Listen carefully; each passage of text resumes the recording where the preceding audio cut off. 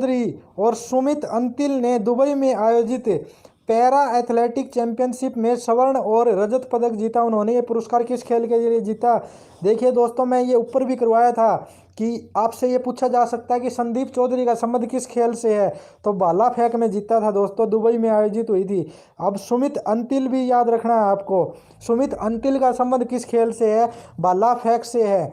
बबीता उसका ये अपना विनेश फोगाट का संबंध किस चीज़ से है? तो ये भी ध्यान में रखना है आपको, कुश्ती से है। हाल ही में हरियाणा के कौन से दो खिलाड़ी भारतीय जनता पार्टी में शामिल हुए? ये भी प्रश्न रिपीट हो गया भाई। श्री योगेश्वर दत्त और संदीप सिंह जो है वो बीजेपी में शामिल हुए हैं।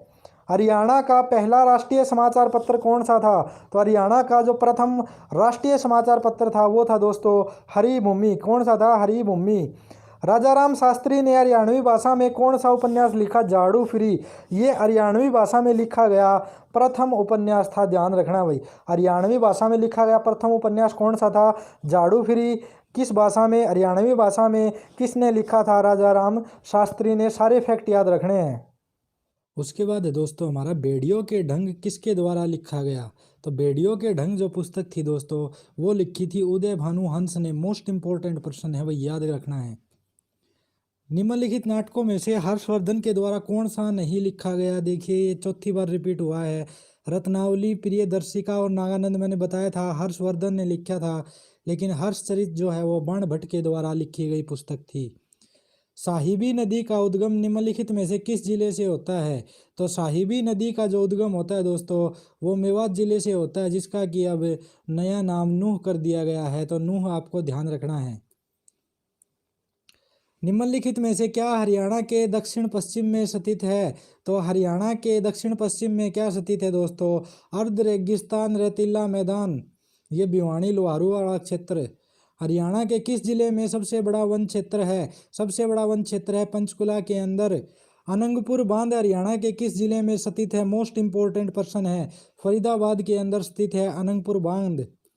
हरियाणा विधानसभा में वर्तमान डिप्टी स्पीकर कौन है? देखिए ये उपाध्यक्ष पूछ लिया गया है दोबारा से, तो ये है श्री रणवीर सिंह गंगवा। और स्पीकर कौन है? ज्ञानचंद जी गुप्ता।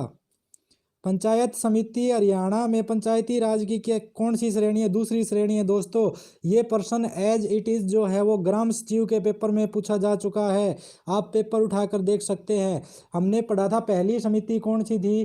तो पहली समिति थी ग्राम पंचायत, दूसरी थी वहाँ पर दूसरी आ गई है पंचायत समिति, और तीसरी थी जिला परिषद। हरियाणा के किस जिले को अगस्त 2018 में खुले में शौच मुक्त घोषित किया गया? तो 2018 में खुले में शौच मुक्त घोषित किया गया करनाल जिले को।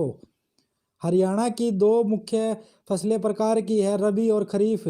निम्न में से कौन सी खरीफ की फसल नहीं है? तो सरसों जो है वो यहाँ पर खरीफ की फसल नहीं है दोस्तों, ध्यान रखना है। निम्न में से कौन सा अनुच्छेद एक आधिकारिक भाषा के रूप में हिंदी के उपयोग को दर्शाता है? तो हिंदी का जो आधिकारिक भाषा के रूप में प्रयोग है वो अनुच्छेद 343 के तहत है दोस्तों, याद रखना है, क्योंकि हरियाणा की भी आधिकारिक भाषा क्या है? हिंदी भाषा है। निम्न में से किसकी नियुक्ति केवल 65 वर्ष की आयु तक की सीमा तक की जा सकती है? तो सर्वोच्च न्यायालय के जो न्यायाधीश है उसकी नियुक्ति, उसकी जो रिटायरमेंट है या नियुक्ति है केवल 65 वर्ष तक की जा सकती है। अल बरूनी के अनुसार थानेसर के मंदिर में डैश निर्मित देवताओं की कई मूर्तियां थी। तो अल बरूनी ने किताब लिखी थी कौन सी? तहकीक है हिंद, किताब उल हिंद।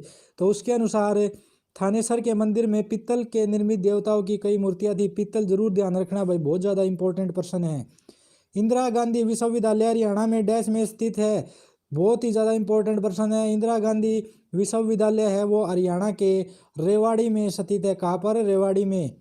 राजा अजीत सिंह कहाँ के रियासत के शासक थे? तो राजा अजीत सिंह थे वो लाडवा के शासक थे दोस्तों, ध्यान रखना है। कहाँ के शासक थे? लाडवा के शासक थे।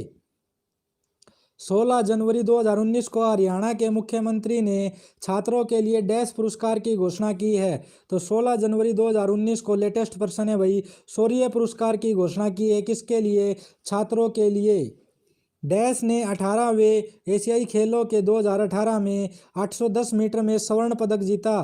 तो स्वर्ण पदक जीता दोस्तों मनजीत सिंह ने, ध्यान रखना है भाई। इस